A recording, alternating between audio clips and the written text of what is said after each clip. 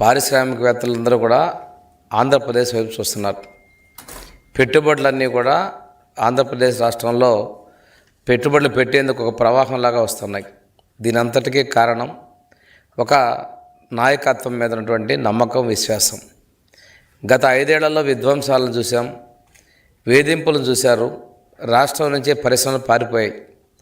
ఈ రోజున మన ముఖ్యమంత్రి గారు ఇస్తున్నటువంటి పాలసీలు, ఎన్డీఏ ప్రభుత్వం వచ్చిన తర్వాత 25 రకాల పాలసీలు తీసుకొని రావడం జరిగింది. ఈ పాలసీలు అత్యుత్తమని, భారతదేశంలోనే అత్యంత ఉత్తమమైన పాలసీలని మన రాష్ట్రంలో ముఖ్యమంత్రి చంద్రబాబు నాయుడు నేతృత్వంలోని ఎన్డీఏ ప్రభుత్వం తీసుకొచ్చింది.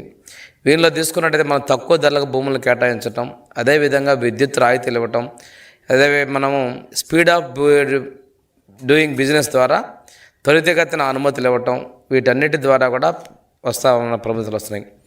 విపక్షం ఎన్నిసార్లు కోర్టులకు వెళ్ళినా కానీ మన పాలసీలని కోర్టుల ద్వారా కూడా మనకి ఎలాంటి ఇబ్బందులు లేకుండా వచ్చిన పరిస్థితుల్లో రాబోయే 15-20 సంవత్సరాల కాలం వరకు కూడా ఈ సుస్థిర ప్రభుత్వంలో ముఖ్యమంత్రి గారు చంద్రబాబు నాయుడు గారి మీద ఉన్నటువంటి నమ్మకం, విశ్వాసంతోనే ఈ మన ఆంధ్రప్రదేశ్ రాష్ట్రానికి పరిశ్రమలు వస్తూ ఉన్నాయనడంలో సందేహం లేదు.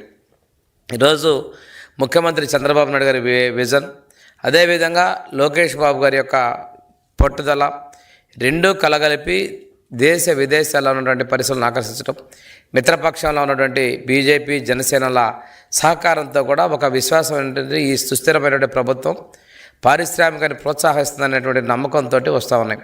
ఈరోజు ఒకసారి తీసుకున్నట్టయితే బ్యాంక్ ఆఫ్ బరోడా CMII ద్వారా ఇచ్చినటువంటి వార్షిక నివేదికలో ఆంధ్రప్రదేశ్ రాష్ట్రంలోనే అగ్రస్థానంలో 25.3% యొక్క పెట్టుబడులతోటి గత 9 నెలల్లోనే, అంటే ఏప్రిల్ 2025 ఏప్రిల్ నుంచి డిసెంబర్ మధ్యకాలంలో 9 నెలల్లోనే అత్యధికంగా పెట్టుబడులు తీసుకొచ్చినటువంటి రాష్ట్రంగా ఆంధ్రప్రదేశ్ వాటా 25.3% ఉంటే, తర్వాత 2-3 స్థానాల్లో ఒరిస్సా, అదేవిధంగా మహారాష్ట్రలు ఉన్నాయంటే మన ప్రభుత్వం మీద, మన నాయకత్వం మీద, ముఖ్యమంత్రి చంద్రబాబు నాయుడు గారి మీద మన విశ్వాసాన్ని రుజువు చేస్తూ ఉంది.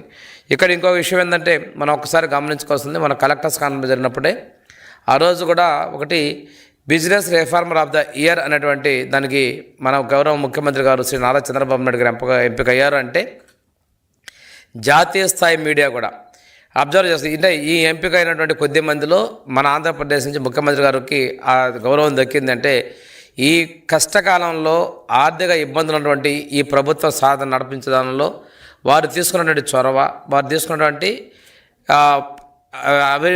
కృషి ఫలితంగా ఇంత పెద్ద ఎత్తున ఒక్కసారిగా పెట్టుబడులు రావటం. మొన్న జరిగినటువంటి నవంబర్లో జరిగినటువంటి విశాఖలో జరిగినటువంటి CII సమ్మిట్ ద్వారా మనం దాదాపుగా 13.25 లక్షల కోట్ల పెట్టుబడులకు మనకు వస్తే, అందులో ద్వారా కూడా మనకి సుమారుగా 20 లక్షల ఉద్యోగాలు కల్పించేటువంటి అవకాశాలు కలిపాయి. ఏదైతే యువగళంలో మేము చెప్పామో 20 లక్షల ఉద్యోగాలు కల్పిస్తామని మనం మన మేనిఫెస్టో చెప్పిన విధంగా దానిలో భాగంగానే ఈ పెట్టుబడులు రావటం, వాటి ద్వారా ముందుకెళ్తున్నాం.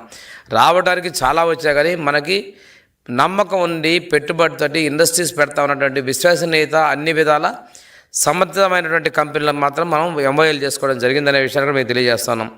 ఈరోజు మనం తీసుకొచ్చినటువంటి పాలసీల్లో వాళ్ళు స్టెబిలిటీ, స్పీడ్ ఆఫ్ డూయింగ్, అదేవిధంగా single window system, fast track clearance ఇలాంటివంటి కూడా మనకి పెట్టుబడిదారులు కూడా మిగిలిన చోట కన్నా, ఎందుకంటే విశాఖపట్నం సమ్మిట్లో నేను కూడా కొంతమంది పారిశ్రామికవేత్తలతో ఇంటరాక్ట్ అయినా ఇక్కడ ఇన్ఛార్జ్ మినిస్టర్ గారి సందర్భంలో వారు చెప్పడం కూడా మేము వస్తాయి అనుకుంటే ఇంత ఫాస్ట్గా ఇంత క్లియరెన్స్ వస్తుందని చెప్పేసి మేము అనుకోలేదు, అందుకనే మేము మొగ్గు చూపుతున్నామని చెప్పేసి కొంతమంది కూడా స్పాట్గానే మనకి ఆలోచన చేసుకొని మేము కూడా వస్తామనే విధంగా పెట్టుబడులు రావడం జరిగింది. ఈరోజు చూసుకుంటే అంతర్జాతీయ స్థాయిలో ఉన్నటువంటి పెట్టుబడులకు వచ్చాక గూగుల్ సంస్థ పాటు ఇన్ఫోసిస్, కాగ్నిజెంట్ ఇలాంటివి అన్నీ కూడా మనకి విశాఖపట్నంలో పెట్టుబడులకు వచ్చాయి. దీంతో పాటుగా రిలయన్స్ డేటా సెంటర్ ఇవన్నీ కూడా వచ్చాయంటే ఒక నమ్మకం, విశ్వాసంతో మాత్రమే జరిగిందనే విషయాన్ని మనం తెలియజేస్తున్నాం. ఇక్కడే కాకుండా అమరావతిలో క్వాంటమ్ వ్యాలీ అనేది భారతదేశంలోనే, ఎందుకంటే దక్షిణాసియాలోనే మొట్టమొదటిది మన అమరావతిలో ఏర్పాటు చేస్తాం. దీనికోసం విశేషమైనటువంటి కృషి చేసిన దానిలో మన యువ నాయకులు లోకేష్ గారు, అదేవిధంగా ముఖ్యమంత్రి గారితో పాటు కేంద్ర ప్రభుత్వం కూడా సహకరించింది. ఈరోజు క్వాంటమ్ వ్యాలీలో పెట్టుబడులు పెట్టేదానికి ఐబిఎం, టీసీఎస్, క్యూబిక్ టెక్ వంటి కంపెనీలు కూడా ఈ రంగంలో పెట్టుబడులు రావడానికి వస్తున్నాయంటే ఇది మన ప్రభుత్వం మీద ఉన్నటువంటి విశ్వాసం, పారిశ్రామిక వర్గాల్లో ఉన్నటువంటి నమ్మకాన్ని రుజువు చేస్తూ ఉంది. ఇవి అన్నీ కూడా ఈ రాష్ట్రంలో అనిశ్చితి పోయింది, వేధింపులు పోయినాయి, నమ్మకం వచ్చింది, అభివృద్ధిని ప్రోత్సహిస్తున్నారు అనేటువంటి సుస్థిర అభివృద్ధిని సూచిగా వస్తుంది. దాంతోపాటు జిఎస్డిపి కూడా వృద్ధి రేటు మనం పుంజుకున్న విషయాన్ని మీకు ఒక రెండవ త్రైమాసికంలోనే మన ముఖ్యమంత్రి గారు ప్రజెంట్ చేశారు. ఇవన్నీ కూడా ప్రజల్లో కూడా ఒక నమ్మకాన్ని కలిగిస్తున్నాయి. చుట్టుపక్కల ఉన్నటువంటి రాష్ట్రాల్లో కూడా ఆంధ్రప్రదేశ్తో మనం పోటీ పడలేము అన్నటువంటి ఒక వాళ్ళకు ఒక అనుభూతి, అంటే అంత స్పీడ్గా ఈ ఎన్డీఏ ప్రభుత్వం ముందుకెళ్తుంది అనేటువంటిది కూడా కలిగిస్తూ ఉన్నాయి. ఈరోజు పెట్టుబడులు కూడా పక్క రాష్ట్రాల నుంచి మన దగ్గరికి వస్తున్నాయి.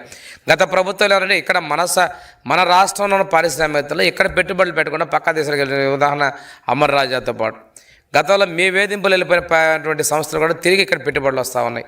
ఇదంతా కూడాను గౌరవ ముఖ్యమంత్రి గారి మీద ఉన్నటువంటి నమ్మకం అని చెప్పేసి తెలియజేసుకుంటూ 18 నెలల కాలంలోనే 25 లక్షల కోట్ల పైగా మనం పెట్టుబడులు తీసుకురాగలిగామంటే ఈ ప్రభుత్వం ఎంత కృషితో, ఎంత పట్టుదలతో అధోగతిలో ఉన్నటువంటి ఆర్థికంగా ఇబ్బంది ఉన్నటువంటి ప్రాంతాన్ని దీన్ని అభివృద్ధి చేయడం చేస్తుందనేది ఒకసారి గమనించుకోవాలి. ఇంకో విధంగా తీసుకుంటే మేము చెప్పిన విధంగా సంక్షేమాన్ని అమలుపరుస్తున్నాం. సంక్షేమానికి పెద్ద మొత్తంలో ఖర్చు పెడుతున్నప్పటికీ కూడా గత పాలకులు చేసినటువంటి అప్పులు తీర్చుకుంటూ అభివృద్ధి పదంలో పయనింపజేస్తూ ఈ రాష్ట్రంలో అభివృద్ధి జరిగి పెట్టుబడులు పెట్టినప్పుడే ఆర్థిక పరిస్థితి పుంజుకూడదని గొప్పగా నమ్మినటువంటి వ్యక్తి మన ప్రీతం ముఖ్యమంత్రి చంద్రబాబు నాయుడు గారు. వారి యొక్క ఆలోచన, వారి యొక్క సమర్థ నాయకం, పరిపాలన దక్షత, గత 40 సంవత్సరాలుగా వారికి సుదీర్ఘమైనటువంటి అనుభవం. ఈరోజు చాలామంది అధికారులు కూడా మాట్లాడుతూ ఉంటే అంటారు వాళ్ళు ముఖ్యమంత్రి గారితో పనిచేయాలంటే మేము వయసులో చిన్న అయినా కానీ వారి స్పీడ్ను అందుకోలేకపోతున్నాం. అదేవిధంగా వారి దగ్గర ప్రతిరోజు ఒక కొత్తదనంగా నేర్చుకుంటున్నాం, ఒక ఆలోచన సరళి. వారికి మేము ఐఏఎస్, ఐపీఎస్ చేసినా కానీ వారి చెప్పేదానిలో కొత్తదనం ఎప్పుడూ మాకు ఉంటుంది, ఇంకా నేర్చుకోవాల్సిన విషయాలు ఉంటాయని, ఏ విధంగా ఈ సమస్య పరిష్కరించాలనే చొరవ ఉంది.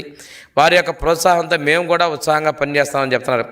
ఈరోజు ముఖ్యమంత్రి గారి మార్గదర్శనంలో అధికారులు కావచ్చు, ఈరోజు ఉన్నటువంటి ప్రజాప్రతినిధులందరం కూడా సమిష్టిగా ఆర్థిక వ్యవస్థ కోసం, ఈ రాష్ట్ర అభివృద్ధి కోసం కంకణబద్ధంగా ముఖ్యమంత్రి గారు ప్రతి ఒక్కటి కూడా పరుగులు పెట్టించే విధంగా మనకి నిర్ణయం వచ్చిన వెంటనే త్వరగా క్లియరెన్స్ చేసి ఈ అవకాశాన్ని మనం అందించిపెట్టుకోవాలి, క్షణం అనేది విలువైంది అనే విధంగా ముందుకు పోవటం వల్ల మనం సాధిస్తున్నాం. ఈరోజు రెన్యూవబుల్ ఎనర్జీ కావచ్చు, కెమికల్స్, మోటార్స్, పవర్ సెక్టర్లో రిఫార్మ్స్ తీసుకొని రావడం, అదేవిధంగా ట్రూ డౌన్ చేయడం అనేది కూడా ఈ యొక్క ప్రభుత్వం యొక్క చిత్తశుద్ధి.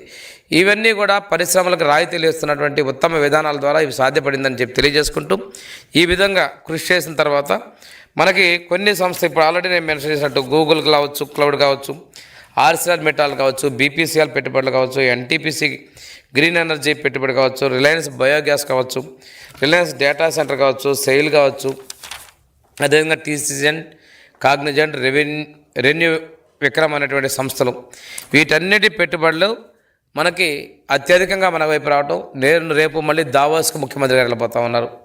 ఆ దావోస్లో కూడా మరిన్ని పెట్టుబడులు వచ్చేటువంటి పరిస్థితులు ఉన్నాయి. మొన్న ఒకటి గతంలో కీలకంగా పనిచేసినటువంటి గత పార్టీలో ఉన్నటువంటి గత ప్రభుత్వంలో పనిచేసిన నేతలు కూడా ఈ పెట్టుబడులన్నీ కూడా అమలు పరిస్తే ఆంధ్రప్రదేశ్ని మనం అందుకోలేరు, ఇది అమలు పరిచే విధంగా ముఖ్యమంత్రి గారు కృషి చేయాలని చెప్పేసి ఆ రోజు గత ప్రభుత్వంలో కీలకంగా చేసినటువంటి నేతలు కూడా మాట్లాడారంటే ఇది విపక్షాలు కూడా అధికారంలో ఉన్నటువంటి ముఖ్యమంత్రి గారికి వారి సమర్థతని కొనియాడుతున్నటువంటి దాన్ని మనం ఒక్కసారి చూసుకోవాల్సిన అవసరం ఉంది. కొన్ని ఉన్నాయి నీలి మీడియాలో ఏదో చూద్దాం అనుకున్నారు, కానీ ఎవరెంత చెప్పినా కానీ ఈ రాష్ట్ర పురోగతిని ఎవరు కూడా అడ్డుకోలేరు. ఎందుకంటే మీరు బురద జల్లుతున్నారు, మీరు ఏదో చేస్తున్నారు. ఎక్కడా కూడా ఈ సుస్థిర అభివృద్ధి కొనసాగుతుంది. మరిన్ని ప్రోత్సాహాలు వస్తాయి, మరిన్ని పెట్టుబడులు వస్తాయి. ప్రతి నియోజకవర్గానికి ఒక ఎంఎస్ఎంఈ పార్కులు పెట్టాలి, అక్కడ ఉద్యోగం ఉండాలి. ప్రతి కుటుంబం నుంచి ఒక ఎంటర్‌ప్రెన్యూర్‌షిప్ ఉండాలనేది ముఖ్యమంత్రి గారి కన్నలు సాకారం అవుతున్నాయి. అవన్నీ కూడా వాస్తవ రూపం దాల్చడం అక్షర సత్యం. వాటి యొక్క అమలే ఈరోజు మన రాష్ట్రానికి బ్యాంక్ ఆఫ్ బరోడా సిఎంఐ విడుదల చేసినటువంటి నివేదిక అగ్రస్థానంలో అక్షరక్రమంలో మొదటి ఆంధ్రప్రదేశ్ అగ్రగ్రామంలో ఉంచడం మనం గర్వించదగ్గ విషయం. ఈ సందర్భంగా గౌరవ ముఖ్యమంత్రి గారికి ప్రత్యేకంగా అభినందనలు, ధన్యవాదాలు తెలియజేసుకుంటూ ఇది మరింత వారి నాయకత్వంలో రాష్ట్రం మరింత ముందుకు పోవాలని కోరుకుంటూ సెలవు తీసుకుంటున్నాను.